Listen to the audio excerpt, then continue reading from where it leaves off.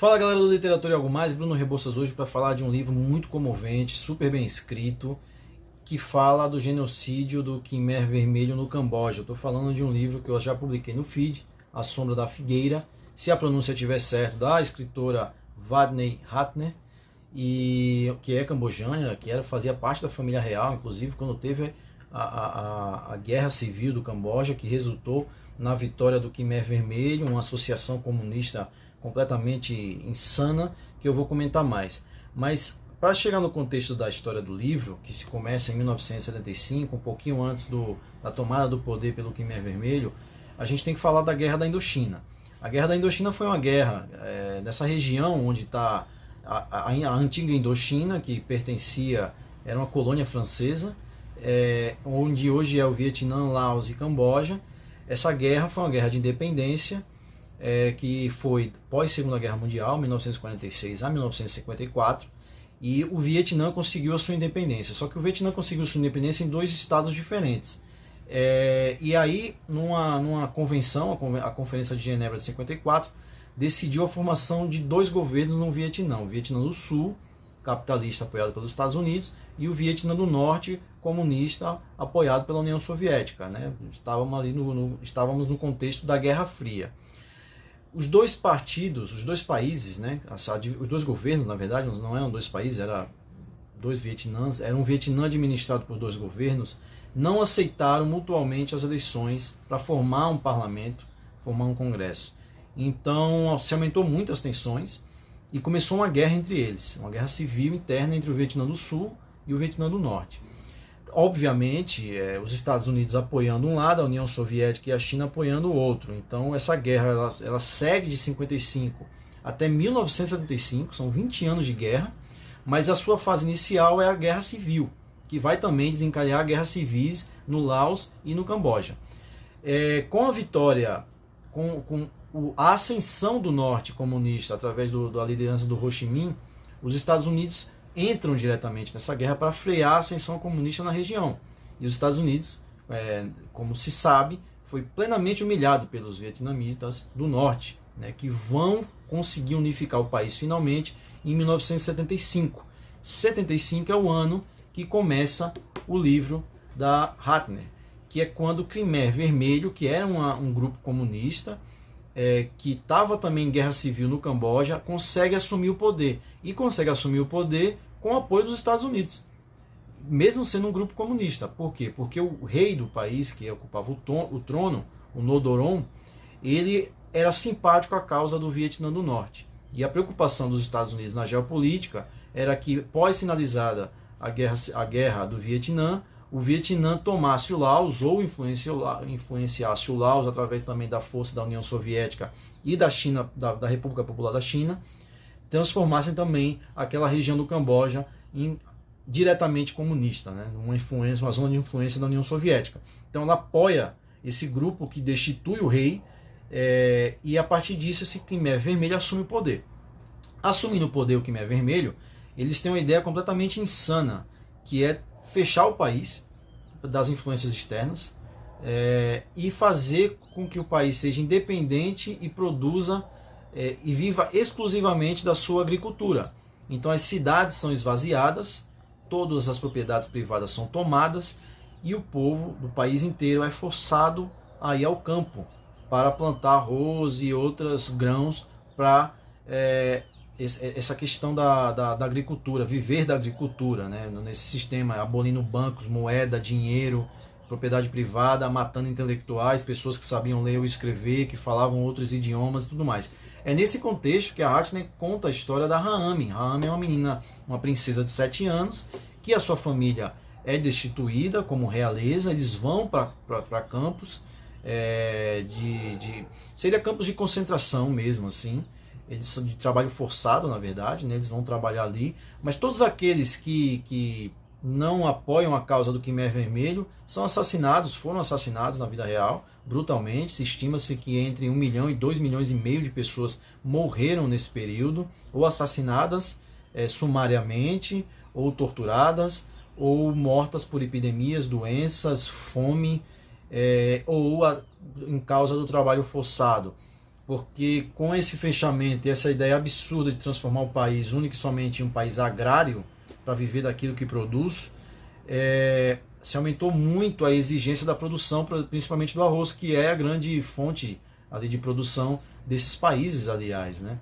Então, o Khmer Vermelho mata muita gente, transforma o país num sistema agrário super forçado, mata milhões de pessoas, nunca é pouco ressaltar, e a Rahmi vai contando isso aos olhos, a Rahmi, a narradora do livro, a Hathni passou por isso pessoalmente, a sua família foi para campos de trabalho, muitas pessoas da sua família morreram, ela e a mãe conseguiram sobreviver e escapar na vida real, e depois foram para os Estados Unidos, e onde ela hoje é professora universitária de literatura, e escreveu esse maravilhoso livro. A Rahmi, que é o fio condutor da história, é uma criança de 7 anos, e vai narrando tudo o que ela vê, e esse sentimento de pureza que as crianças têm ao contar algo muito grave, né?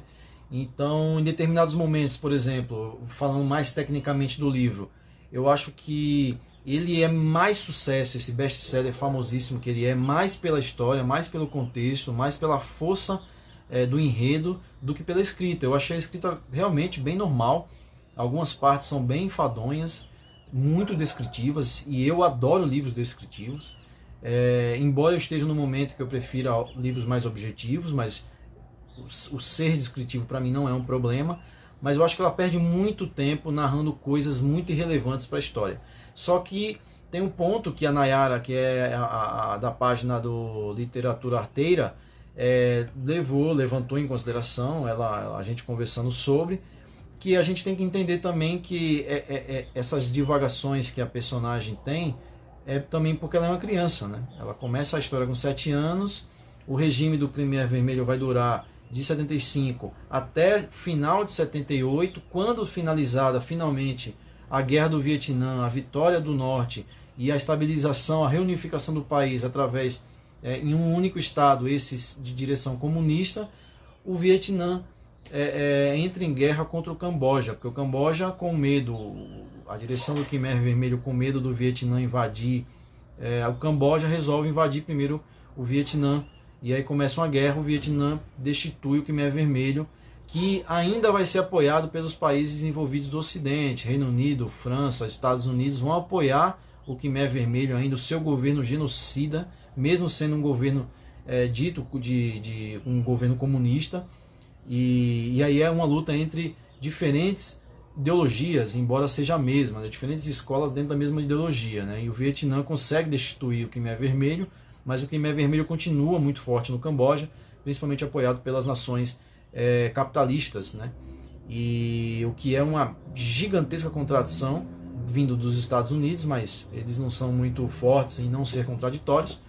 Então, somente em 1990 é que o Norodom vai assumir de novo o trono, vai ser reunificado, a paz vai ser estabelecida finalmente no Camboja e vai ser transformado em uma monarquia parlamentarista.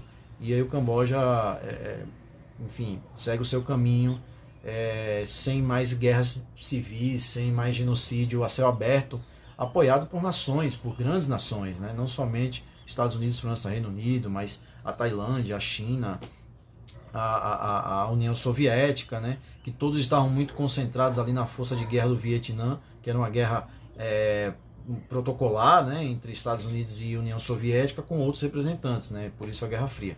Então é isso. Um livro muito tocante, um livro maravilhoso, a história é belíssima, o final do livro realmente é fantástico, a escrita é muito bonita, no final eu acho que ganha muita força quando a menina, a personagem vai amadurecendo, e esse é um poder legal que a Wagner consegue colocar, que é a mudança, o amadurecimento da voz da criança aos 7 anos, privilegiada, da família real, herdeira do trono, até o final do livro em que ela está no trabalho forçado, passando muita fome, tentando